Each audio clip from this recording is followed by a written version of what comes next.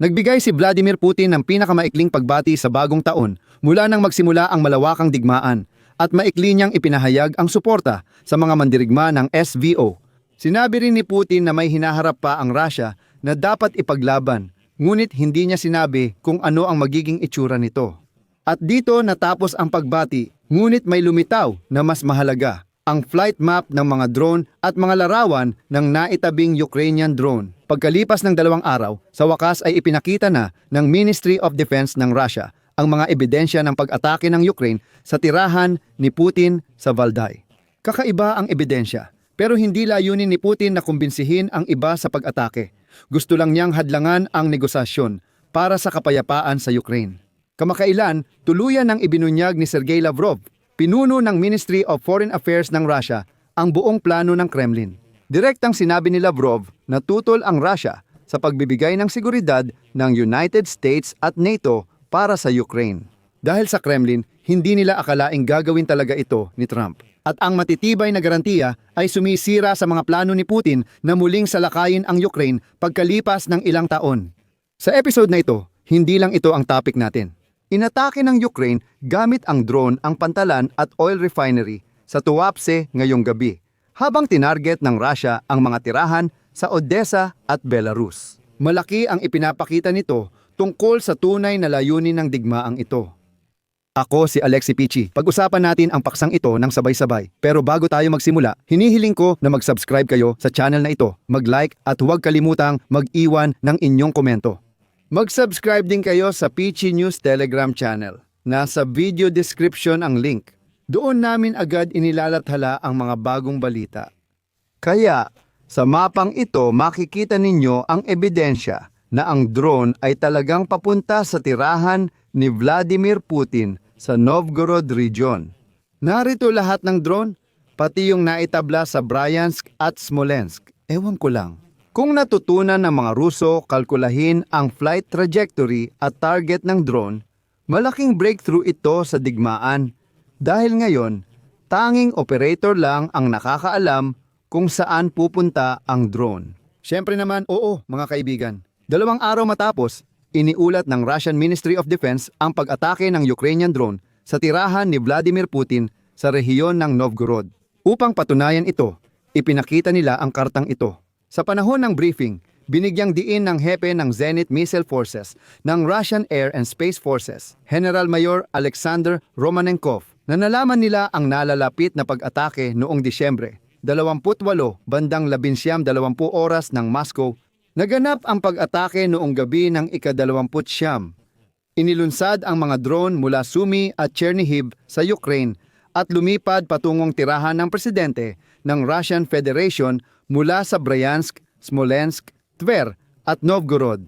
Ang pag-atake ay sadyang ginawa, maingat na pinlano at isinagawa sa magkakasunod na yugto. Sunod, ayon pa sa kanya, 71 drone ang napabagsak ng depensa sa himpapawid. 50 dito ay sa Bryansk at Smolensk na rehiyon. Naglabas din ang kagawaran ng tanggulan ng isang video ng isa sa mga napabagsak na drone. At sa mga kuha ay makikita ang katawan ng isang itim na drone na nakahandusay sa isang hindi kilalang lugar sa kagubatan. Hindi alam kung saan kinunan ang video, pero kayo na mismo ang tumingin sa video na ito. Napakalinaw ng ipinapakita nito.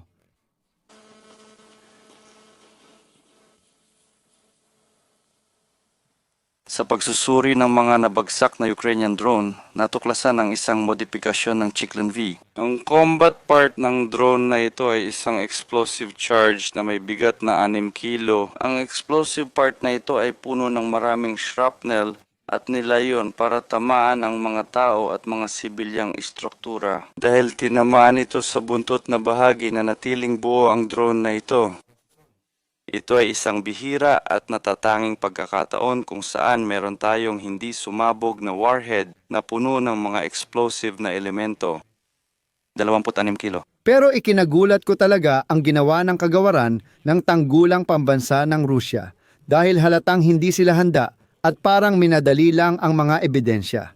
Naalala nyo ba kahapon nang pumunta ang mga mamamahayag ng Rusya sa Valdai? Tinanong ang mga lokal at sinabi ng mga ito na walang naitalang air raid alert o narinig na aktibidad ng air defense noong gabing iyon. At ngayon, nagpasya ang kagawaran ng tanggulang pambansa ng Rusya na lampasan ang lahat at naglabas sila ng video na kunwari ay may isang residente ng bayan ng Roshchino na malapit sa tirahan ni Putin sa Valday. Ayon sa residente, gabi ng Disyembre 29, narinig niya ang malakas na ingay mula sa direksyon ng Valdayskoye Lake, kung saan sa likod nito matatagpuan ang tirahan ni Putin.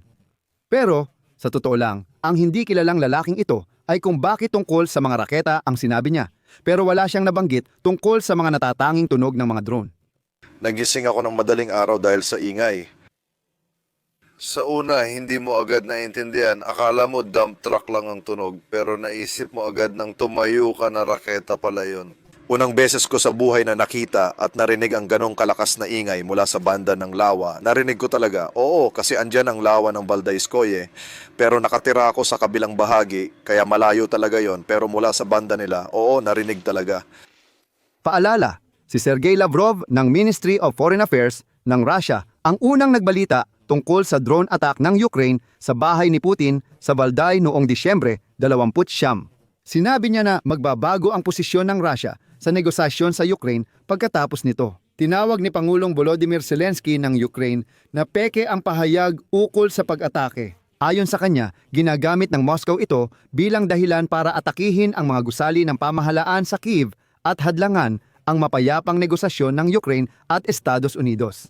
Bilang pagdepensa sa kanilang pagtanggi na itigil ang digmaan, tinawag ng Kremlin ang pag-atake sa tirahan bilang isang teroristang gawain na hindi lang laban kay Putin, kundi pati na rin laban kay Pangulong Donald Trump ng Estados Unidos. At pati na rin para hadlangan ang mapayapang negosasyon. Kasabay nito, tumanggi ang Kremlin na magpakita ng anumang ebidensya ng drone attack at sinabi ni Peskov na mas bagay daw itong talakayin ng ating mga sundalo. Kaya ipinakita na ng mga sundalong Ruso ang naitabing drone. Pero ang totoo, hindi naman alam kung saan kinunan ang video na ito.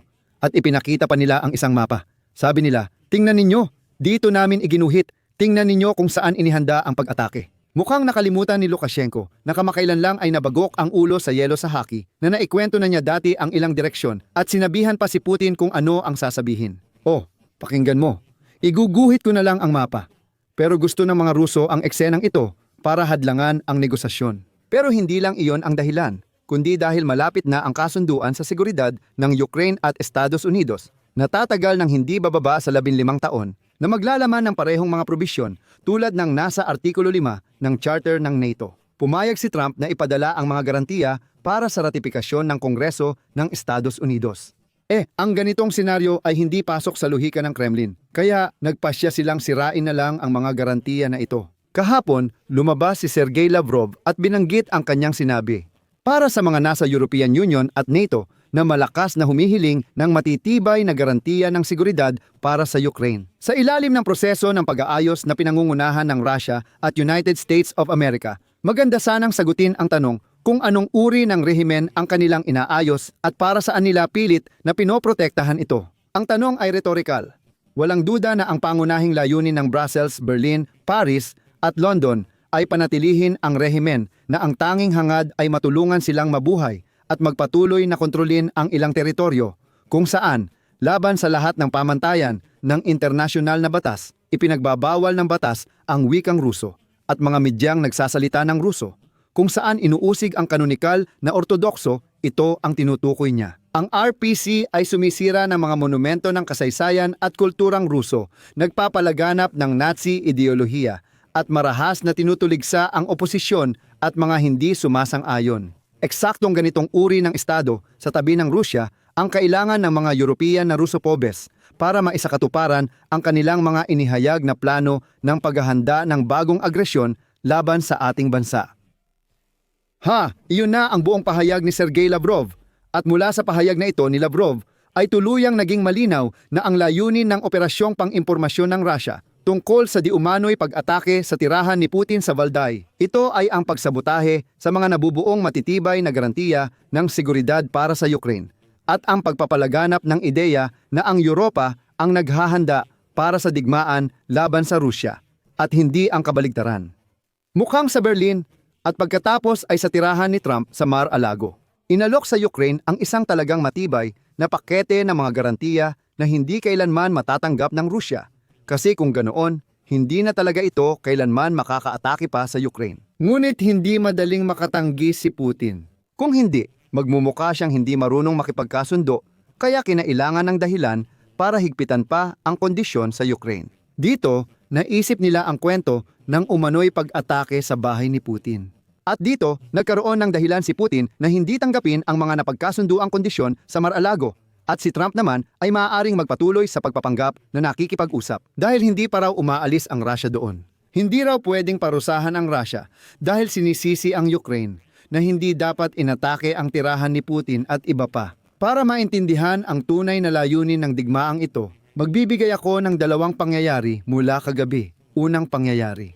Noong Disyembre 31 ng gabi, inatake ng Ukraine ang Tuapse sa Krasnodar Krai. Sa huli, isa sa mga pantalan sa Black Sea port ng Tuapse at ang mga kagamitan sa oil refinery ay nasira. Gusto kong banggitin na ang Tuapse port ay pangunahing nag-e-export ng produktong petrolyo mula sa Tuapse Oil Refinery at gasolina mula sa Samara Group ng Rosneft Refineries. Ibig sabihin, tinatanggal ng Ukraine ang kakayahan ng Russia na kumita para ipagpatuloy ang digmaan. Ikalawang yugto.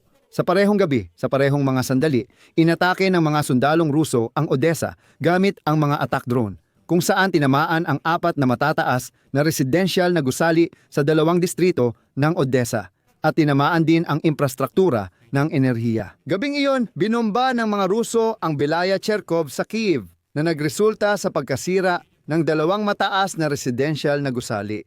Iyan ang buong pagkakaiba ng mga layunin sa digmaang ito. Ilalagay ko rito ang ellipsis. Ibahagi ang opinyon at konklusyon ninyo sa comments sa episode na ito. Mga kaibigan, gusto kong batiin kayong lahat ng manigong bagong taon. At kung naging kapaki-pakinabang at interesante sa inyo ang episode na ito, maaari ninyong pasalamatan ang trabaho ng YouTube channel na ito sa pamamagitan ng inyong donasyon o bayad na sponsorship subscription sa mga link at detalye. Sa description ng video, nakalagay na suportahan ang channel ni Alexi Pechi. Pumili ng format na komportable sa inyo. Magpapasalamat ako sa kahit anong suporta mula sa inyo. Hanggang dito na lang. Ingatan ninyo ang inyong sarili. Paalam sa lahat.